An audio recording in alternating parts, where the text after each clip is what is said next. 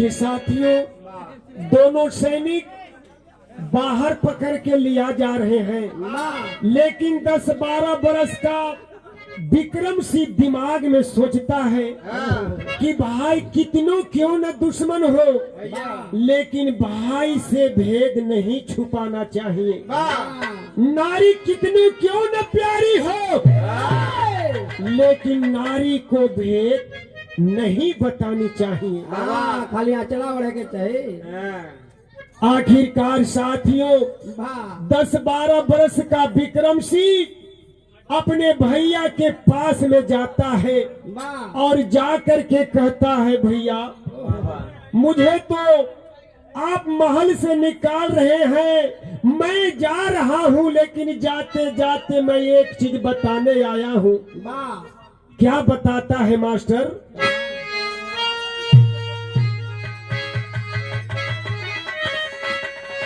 कि दिहला भौजी के कहले बनवा।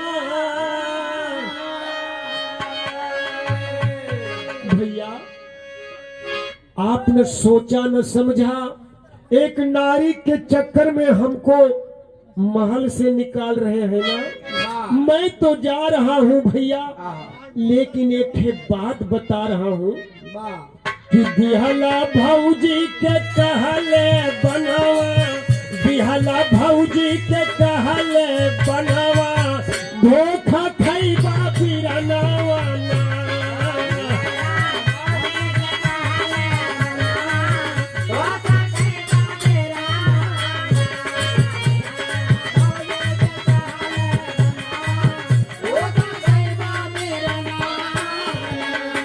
भैया सारा या बागुन दिहली छिपा,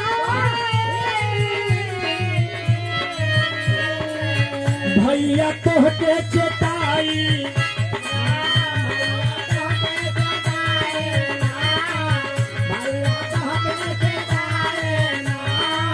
करबा बिसवा सजवने दिनवा, करबा बिसवा सजवने दिनवा, धोखा खैबा बिरनवा।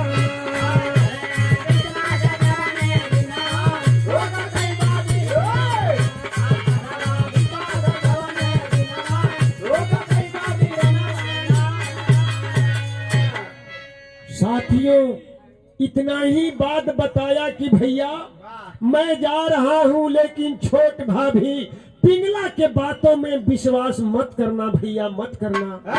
इतना कह करके चला जाता है।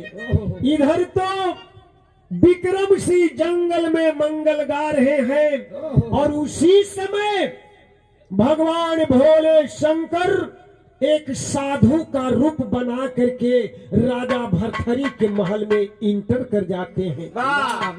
गोरख बाबा के नाम से रूप बनाकर राजा भरथरी के पास पहुंच जाते हैं।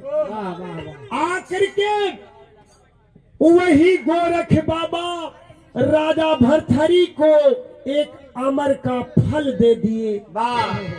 बताए कि बेटा मैं तेरे लिए सुनसान बियाबान जंगल से चलकर एक अमर फल लेकर आया हूँ, इसे तुम खाओगे तो तेरा उम्र 16 वर्ष के बना रहेगा, कभी बुढ़ौती नहीं आएगा बेटा। आखिर पंचों गुरु गोरखनाथ राजा भरथरी को देकर चले गए।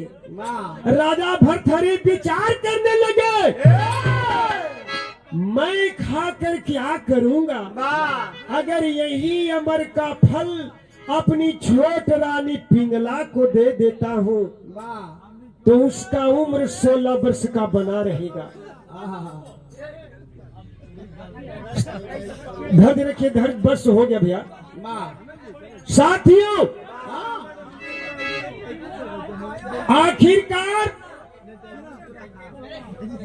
आखिरकार राजा भरथरी देखे, राजा भरथरी अमर का फल दे दिए रानी पिंगला को। वाह और पिंगला सोचती है कि मैं खाकर क्या करूंगी। अगर यही अमर का फल अपने प्रेमी कोतवाल को दे देती हूँ हाँ तो उसका जवानी बना रहेगा, मुझे छुप छुप के मजा भी आता रहेगा। वाह देखे नारी क्या चीज होती है। ए, पिंगला दे दी कोतवाल को और कोतवाल दे दिए वही नगरी में एक बेसिया के साथ प्रेम प्यार किया करते थे, उसी बेसिया को दे दिए। साथियों, बेसिया सोचती है कि मैं अमर का फल खाकर जवानी बनाकर क्या करूंगी। वाह अगर यही अमर का फल अपने राजा भरथरी को दे देती हूँ तो उनका उम्र 16 वर्ष के बना रहेगा और मुझे रुपया पैसा ढेर सारे माल खजाना देंगे। देखे साथियों, गुरु गोरखनाथ अमर का फल दे दिए राजा भरथरी को, भरथरी अमर का फल दे दिए छोट रानी बेसिया को, बेसिया अमर का फल दे दी अपने आसी कोतवाल को, कोतवाल अमर का फल दे दिए पिंगला को।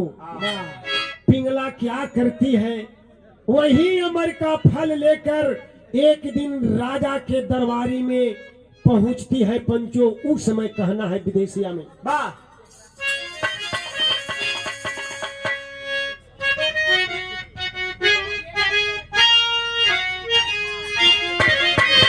साथियों गौर करेंगे कि ले के हमारा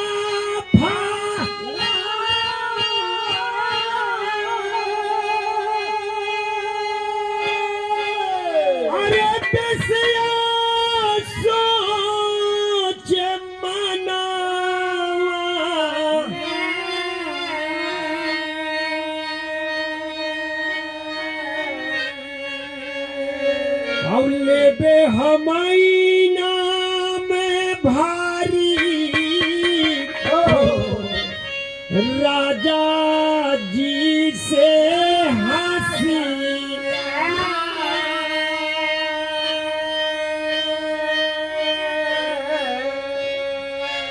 साथियों, इसी तरह से राज दरबार खचाखच भरी हुई थी। बेसिया भी लाइन में खड़ी होकर जब राजा के पास पहुंचती है तो हाथ जोड़कर बोलती है, महाराज मैं आपके लिए एक अमर का फल लाया हूँ। राजा चौंक गए, अमर का फल? हाँ महाराज, मैं आपके लिए अमर का फल लाई हूँ। पोटली में से निकाल करके राजा भरथरी को जब देती है, राजा भरथरी अमर का फल जब लेते हैं, साथियों अपने मयान से तलवार निकाल लिए, बताए कि सालिस संसद बताओ ये अमर का फल कहां से लाई हो। बेसिया गनगन गनगन कांपने लगती है।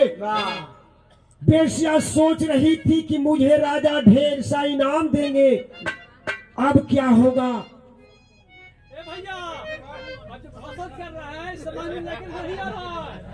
कहिए तो मैं बैठ जाता हूँ, एक बिरहा है।